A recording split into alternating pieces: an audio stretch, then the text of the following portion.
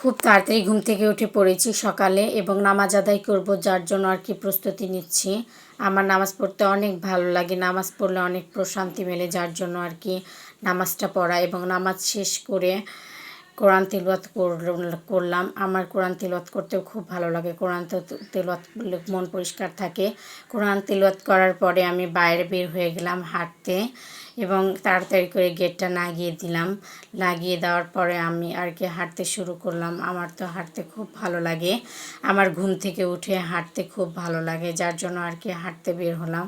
আর হাঁটাহাঁটি করা এবং ব্যায়াম করা স্বাস্থ্যের জন্য খুবই উপকার।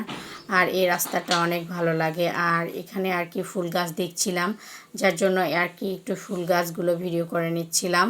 আমার তো খুব ভালো লাগে ফুল, আর এই গাঁদাগুলো তো অনেক ভালো লাগে।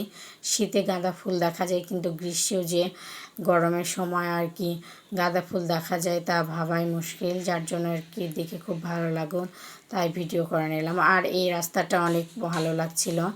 এটা একটা ঈদগাহ ছিল, আর এই ঈদগার এই রাস্তাটা অনেক ভালো মজার ছিল। এবং হাঁটাহাঁটি শেষে আর কি আমি বাসায় চলে আসি, এবং বাসায় চলে আসার পরে আমি আর কি একটু রেস্ট নিচ্ছিলাম। আর এখানে তো বাসায় ঢুকছিলাম, আমার অনেক খারাপ লাগছিল, হাঁটাহাঁটি করে ক্লান্ত লাগছিল। আর এখানে আমি পরিষ্কার করে নিচ্ছিলাম বিছানা, মশারি আর কি টানানো ছিল, মশারিটা খুলে নিচ্ছিলাম এবং পরিষ্কার করে নিচ্ছিলাম।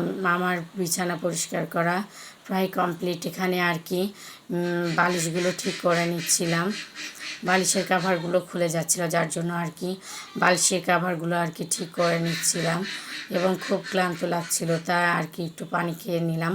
আর খালি পেটে পানি খেলে অনেক শরীরের জন্য উপকার, যার জন্য খালি পেটে পানি খেয়ে নিলাম। আমার ভিডিও দেখার জন্য সবাইকে ধন্যবাদ। Bye bye, tata.